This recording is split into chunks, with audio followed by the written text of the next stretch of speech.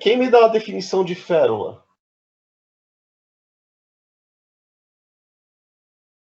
Ninguém se arrisca. Numa definição bem simplesinha, bem basiquinha, a gente pode chamar isso de abraçamento ou colar, tá? A férula é um abraçamento que, no caso, a minha restauração indireta vai fazer no quê? Vai fazer na coroa. A férula ela pode aparecer só no pino, só na coroa ou nos dois. Se eu puder fazer a minha férula no pino e na coroa, é o melhor dos mundos, tá? É um abraçamento cervical no entorno do dente.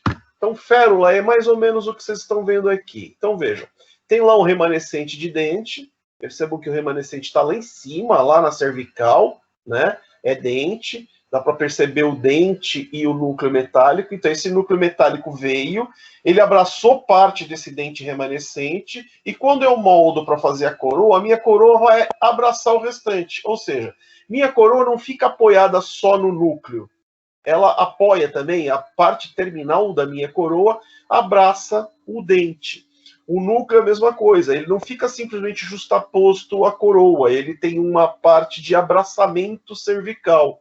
É como se ele fizesse um colar em toda a volta do meu preparo e ele travasse esse pino no entorno.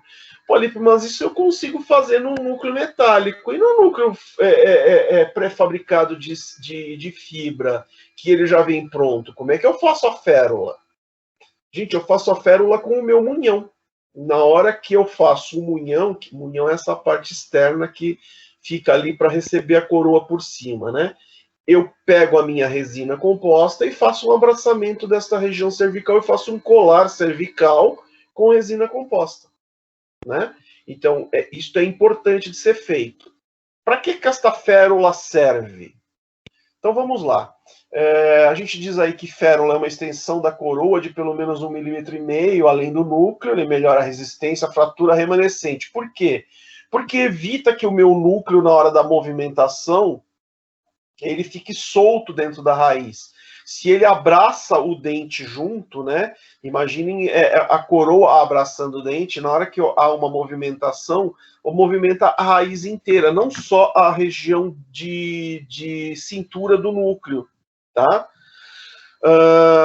Tem gente que chama isso de núcleo estojado, né, bisel, mas enfim, a gente não usa mais bisel, o que a gente usa, na verdade, são chanfros, aonde você faz esse abraçamento lá na cervical, tá? Eu postei para vocês lá no grupo esse trabalho aqui. Então, ele fala sobre a performance clínica de núcleos, de restaurações feitas com coroas e núcleos, né? E ele faz uma revisão sistemática de artigos e acompanhamentos clínicos, né? E ele mostra as performances desses trabalhos. Lá, vamos direto ao que interessa, na conclusão, né? São estudos de 10 anos, ele conclui o quê? Que os pinos de metal são responsáveis pela maioria das fraturas longitudinais. E os pinos de fibra, eles têm falha na retentividade. O que isso quer dizer? Isso quer dizer que os pinos de metal provocam fraturas longitudinais porque eles conseguem ter ali um íntimo contato maior com o dente, né? Então, eles falham nas fraturas e os de fibra falham na adesão. Né? Então, normalmente, o que acontece por motivos de cisalhamento do próprio cimento, por conta da liberação de estresse, né? Então, você vai mordendo e o pino vai liberando o estresse acima do que ele é capaz de suportar. Você tem um cisalhamento do cimento, ou seja, o cimento começa a fraturar na interface dentina-post. À medida que esse cimento começa a ter microtrincas, esse post fica solto e cai. Então é comum você ver esses pinos de fibra saírem inteiros, se soltarem inteiros de dentro da coroa, por conta desse cisalhamento do cimento, por conta da liberação do estresse que esse pino faz. E isso é ruim? É uma pergunta, viu, gente? Isso é ruim?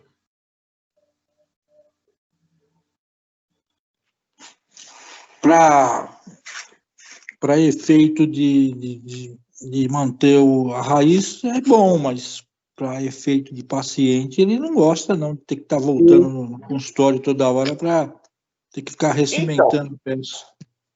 Isso não é a toda hora, isso é um ciclo, né? Isso demora um certo tempo, na maioria das vezes demora alguns anos para que isso aconteça.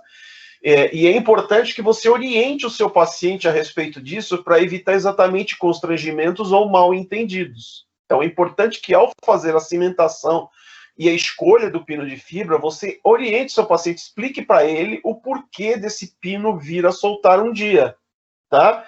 Explica para ele que se fizesse de metal, o pino não ia soltar tão cedo, mas ele poderia, seria um sério candidato a colocar um implante num espaço de tempo mais curto. Por quê? Porque esta fratura de raiz iria acontecer, ele teria que remover cirurgicamente a raiz e ia colocar um implante, tá? Ao passo que ele teria o trabalho de retornar algumas vezes para a recimentação do pino, né? Mas, por outro lado, teria uma raiz preservada. É lógico que nem sempre você vai conseguir cimentar de volta. Às vezes vai calhar do pino ter fraturado e você ter que refazer o pino. Gente, dá para refazer o pino e aproveitar a coroa que soltou? Dá. Lógico. Lógico. Eu perguntei se tem um se protético para te ajudar, então aí é certeza que dá certo. Isso, dá. Desde que você não tenha tido fratura da linha de terminação da sua coroa, tá, gente? Não é impossível de se conseguir. É o ideal? Não, o ideal é você repetir o trabalho inteiro. Mas a gente nem sempre vive no mundo ideal. A gente vive no mundo real e às vezes você tem que lançar mão de alguns artifícios, tá? Então é possível reaproveitar a coroa, você vai remover o pino e o preenchimento e o munhão de dentro da coroa, vai usinar a coroa de novo por dentro, vai fazer um jateamento de óxido de alumínio e vai recimentá-la em posição, tá? É possível, só que você tem que trabalhar com o cimento adequado, o pino adequado para isso, tá? E aí ele mostra nesse trabalho que o efeito férola melhora a vida dos dois. Ou seja, não é porque você está trabalhando com um pino de fibra que você pode abrir mão do efeito férola. Não. O efeito férola serve, inclusive, como mecanismo de vedação.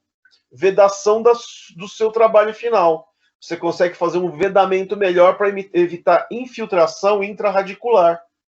E a Sandra está aí para responder isso. O que acontece quando a gente tem infiltração intrarradicular, gente? E aí, criança? Lesão. A aula da semana passada. Não necessariamente lesão, mas o que a endo preconiza para vocês? Quanto tempo um conduto pode ficar aberto antes que eu tenha que retratá-lo? Ele vai entrar bactérias. Vai entrar bactérias. E qual o tempo máximo que a gente pode deixar esse conduto aberto? Eu acho que os professores de endo falam alguma coisa para vocês, não falam? Sandra, vocês não falam nada para esses aluninhos, Sandra. Tá vendo? Olha que horror ali. Olha só. Gente, a gente tem que preencher esse espaço o mais rápido possível. Porque, tudo bem, se eu tenho... Ou eu já mando... normalmente o endodontista prepara o conduto, mas eu sei que eu tenho colegas protesistas que querem eles mesmos prepararem. Então, fechado, com vedamento adequado, uma resina...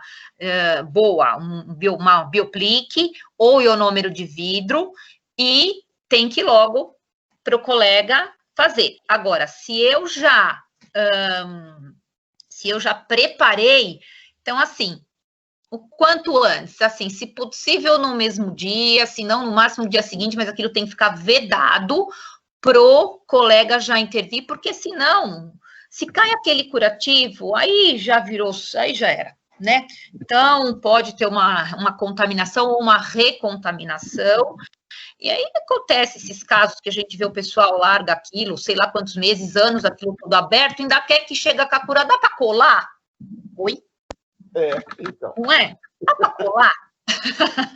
Dá, desde que retrate o canal, desde que a gente reveja como é que tá, entendeu?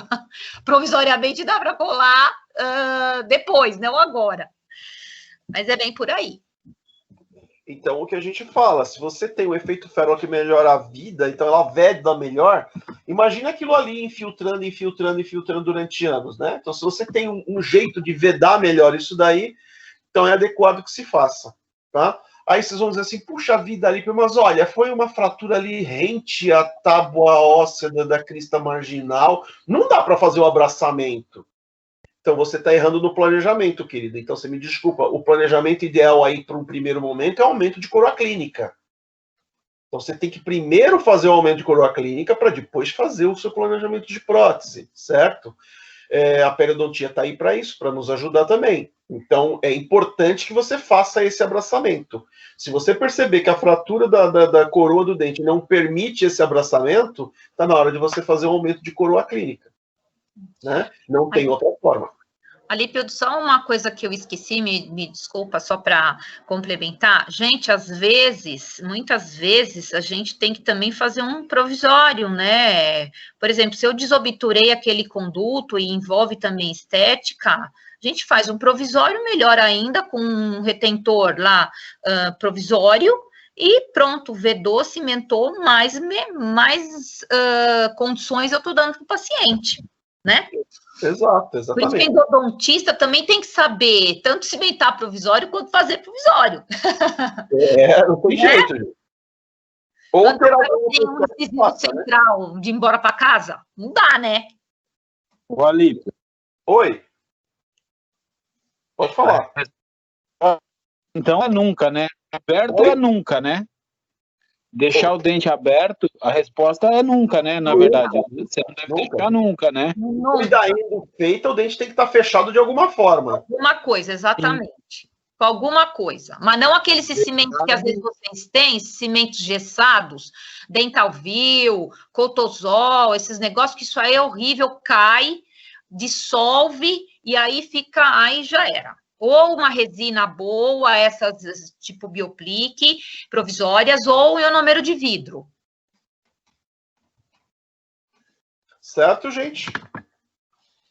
O Pro, pode falar. Quando esse dente é obturado, pode ser feito pino na mesma sessão?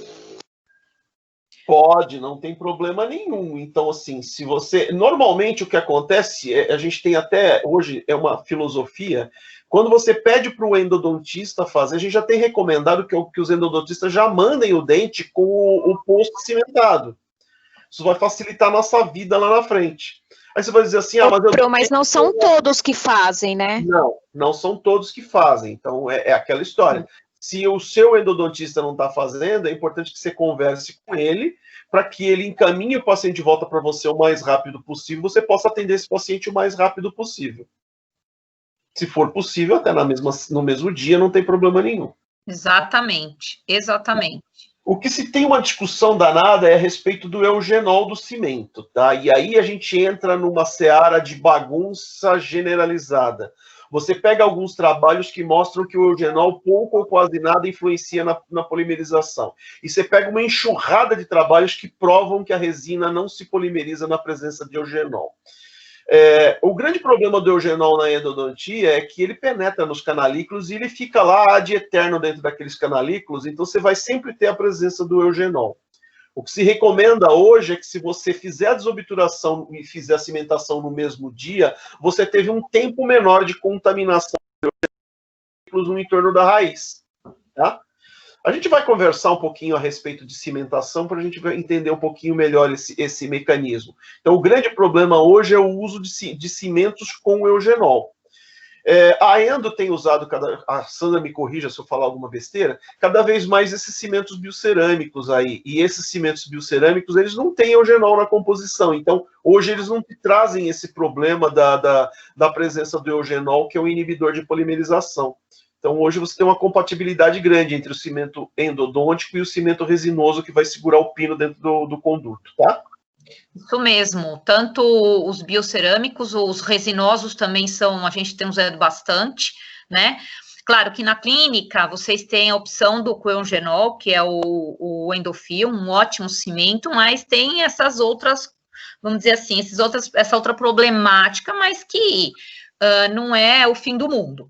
Dá para se fazer, tem tantos núcleos e postes cimentados aí com cimentos, fazendo a técnica adequada, beleza. Mas a gente hoje já tem uma outra linhagem de cimentos para usar que não interfere, não dá problema nenhum, né? Exato. E aqui a gente mostra, por exemplo, o que pode acontecer se você não tem o efeito férola. Percebam no desenho da direita que assim foi feito um núcleo assim de topo, um preparo de topo raso, reto, e a coroa foi colocada também de uma forma bem rasa, reta. Veja onde haverá a concentração de forças. Lembra que eu falei zonas de fulcro? Vai concentrar a força ali naquela região mais fina do pino, e ali o mínimo que vai acontecer é eu provocar um efeito alavanca. Se eu empurrar a coroa para a direita, para onde vai o ápice do pino? Para o lado oposto. Imagine isso dentro de um espaço fechado que é a raiz do dente. Eu vou provocar um movimento de alavanca dentro do conduto. Adivinha o que vai acontecer com o sentido longitudinal da minha raiz? Fraturar. Tá? Então, se vocês entenderem ali na imagem da esquerda, eu tenho o efeito férola da coroa. Olha lá como ela abraça abaixo do núcleo e pega dente. É isso que a gente quer que aconteça, que haja um abraçamento de dente, um abraçamento da parte de dentina, para que não ocorra o efeito de fratura, o chamado efeito férola, ou falta de férola, né? E o que ocorre é exatamente isso. Por falta de férola... De remanente é isso, né? Eu não entendi, Edivaldo, desculpa. Os 2 milímetros de remanente que pedem você usar o pino de fibra para que você faça isso, não é? Exatamente, para que você possa fazer esse abraçamento com a resina que você puxou lá na coroa para fazer o munhão, né? O seu chamado preenchimento. Então você vai colocar o pino de fibra, vai fazer o preparo nessa forma de vulcão, né, que chama, né? Aqui, ó, quer ver? Vamos voltar lá. Aqui, ó. Do lado direito vocês conseguem ver ali, né? Deixa eu ver se eu consigo pegar aqui. Ah, porcaria.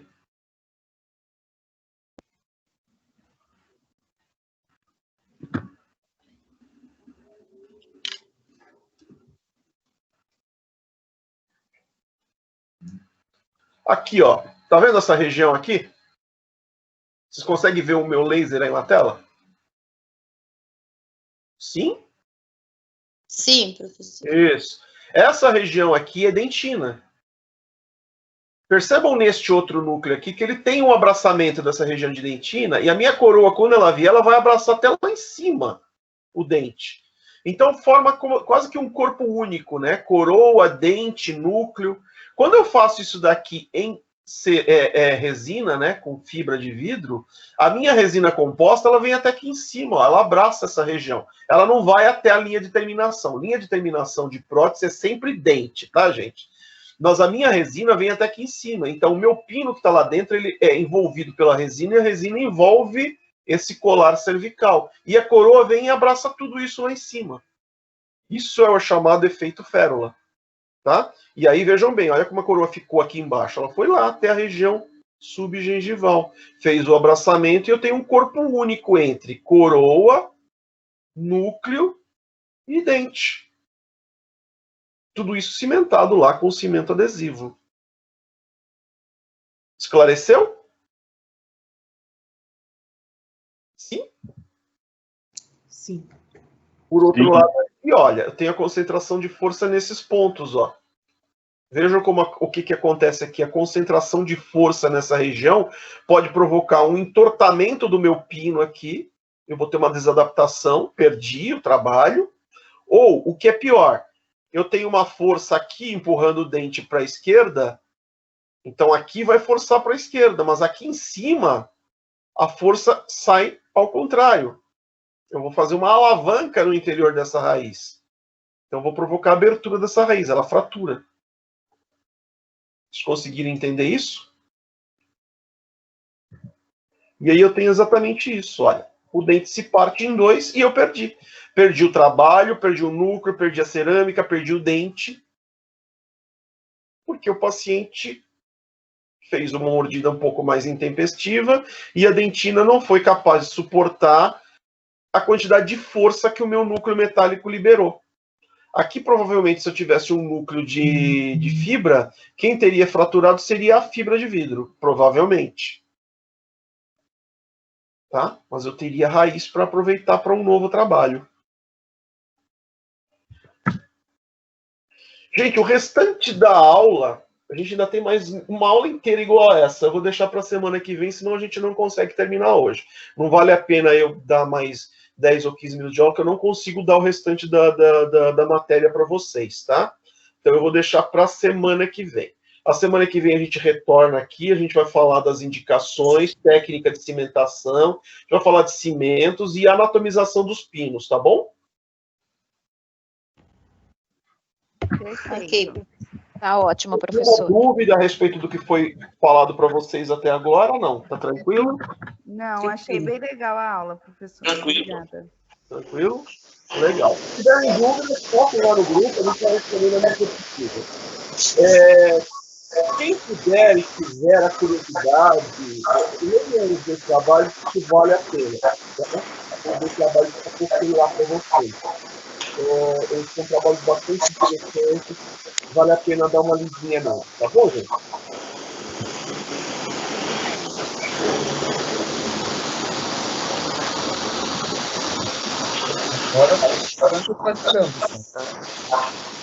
Obrigada, viu, professor? Tchau, gente. Boa semana.